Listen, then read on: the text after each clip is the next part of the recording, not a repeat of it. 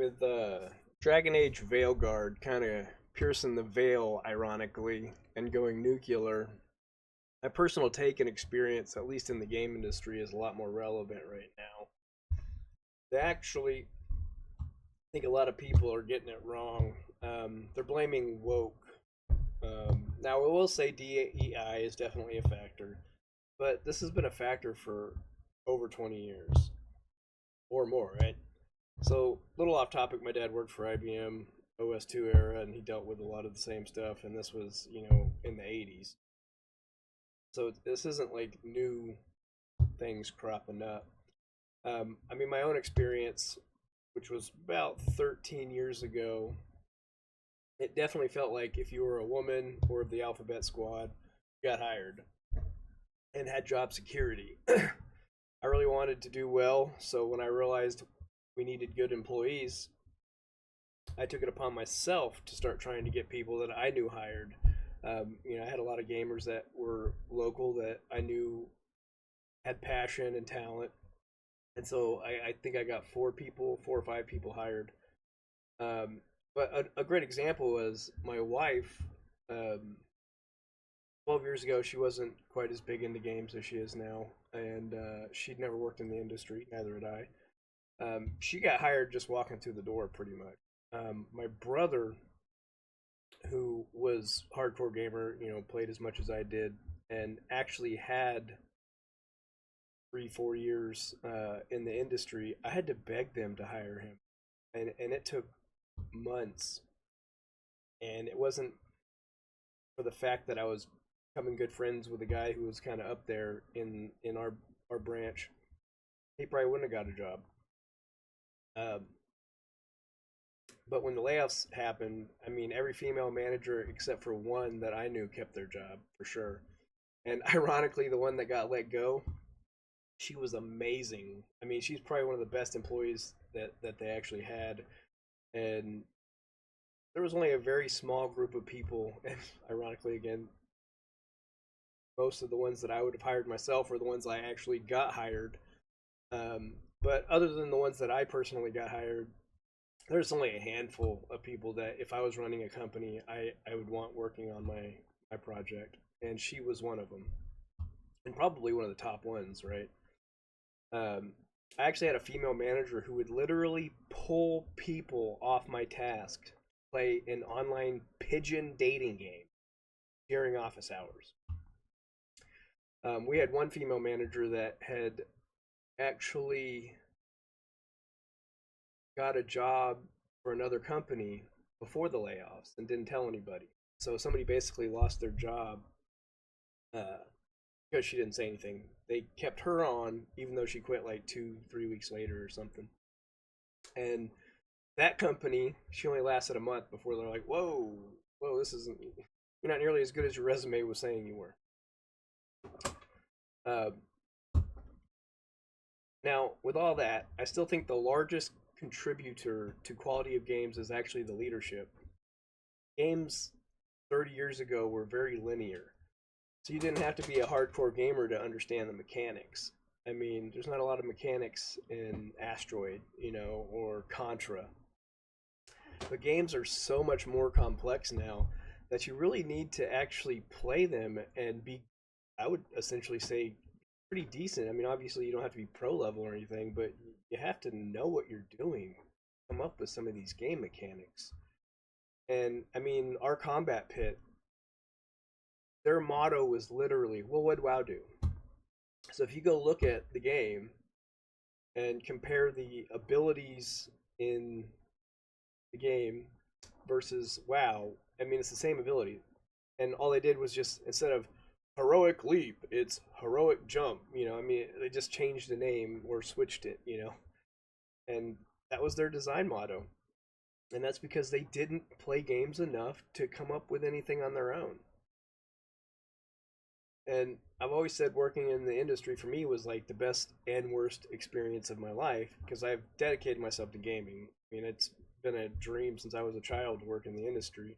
I even wrote my first little game design doc when I was 12, right after playing Diablo. And maybe I'll do a video on that. I still have it somewhere. So when I finally reached out and touched my star, I got burnt. And the job, which my brother had always told me, um, he said the job sucked. It's not what you think. You're not playing games. But I was really good at it, and I enjoyed it. You know, you're working on something that you want to do good, and that was rewarding for me. Um, it was the actual people that made it the bad experience. You know, everybody just wanted to clock in, go home, like it was working at Lowe's or some customer service job. That it's just a job. It wasn't a career or something that you really wanted to do. And I met some of the old school designers, like one of the guys that did Baldur's Gate originally, not the new one. And I mean, they just didn't know their stuff. You know, they grew up when and were in the industry when there wasn't a lot of different mechanics. I mean, like Baldur's Gate, it was a great game. I mean, boo, I think one of those little MIDI things, the pops or whatever. The only one I own is of Minsk, because Minsk was amazing. And because back then, like with the original Baldur's Gate, they just took the D&D rules and made a game out of it, right? So it wasn't there was no new mechanics that they had to really focus on. They just had to focus on writing and story, and they did a great job. But again, nowadays you can't do that. Like there's just so many mechanics that players are expecting that you really need to know what you're doing. Um, Most of the guys, like I said, were just clock suckers. You know, they punch in, they're sitting there constantly looking at their watch, like, "Hey man, it's 12:01. Are we going to lunch?" Or "Hey man, it's 5:01. Are we going home?" And then they just go home and play the same game or something stupid like that. And then ironically, they play the game that we're working on at home, but in office hours they're playing Rift or something. Really frustrating. I actually got yelled at by a designer because in a starting area of an MMO, they had, like, say it's a collection quest, level 1 starting collection quest. You need to get 10 items, and they had like 11 boxes or something for you to collect from that item. And it had like a 5-minute respawn timer. And so when I messaged the guy, I was like, "Hey man, like gonna need to put a whole lot more of these and reduce the respawn timer." And he yelled at me. He's like, "I know what I'm doing, blah blah blah blah blah." Well, the first in-house test with like 20 people, it took like 5 hours to do this one quest, and nobody could complete it because you're sitting there fighting over the one box and then waiting for 5 minutes, fighting over the box and waiting for 5 minutes. I mean, those are no brainers.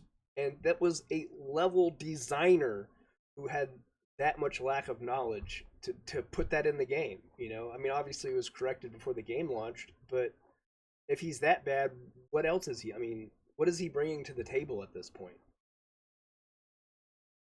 Another huge problem with the game industry is they hire generally based upon time in the industry. They don't look at what you've done. If you've got 3, 4 years, it's pretty easy to go get another job. You might have to move somewhere, which sucks. But if you have years of experience, it's generally pretty easy to get a job. So I want y'all to do a little homework here of go look up Rich Vogel. This is a great example of this.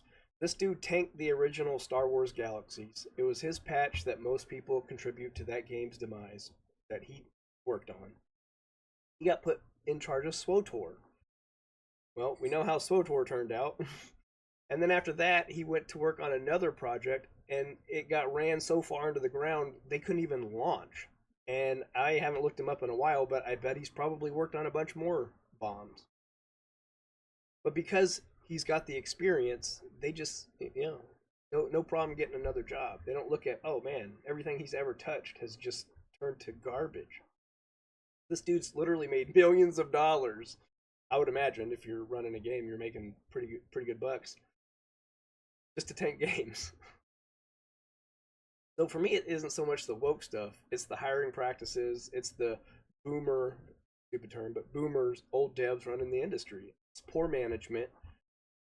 I don't want to say poor work environment because for someone like me, I was kind of starstruck like the entire time walking around like, oh my God, I'm here, like all these cool posters.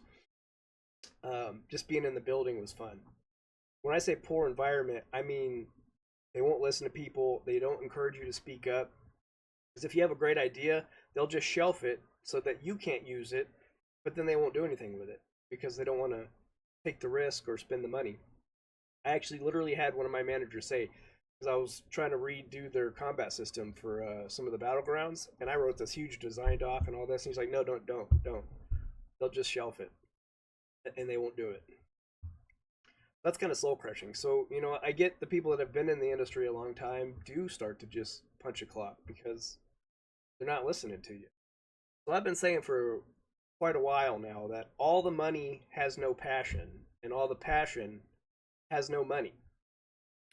So the guys with passion go roll the dice on an indie game, and all the money are working for these soul crushing AAA studios that don't care about the quality of the product, essentially.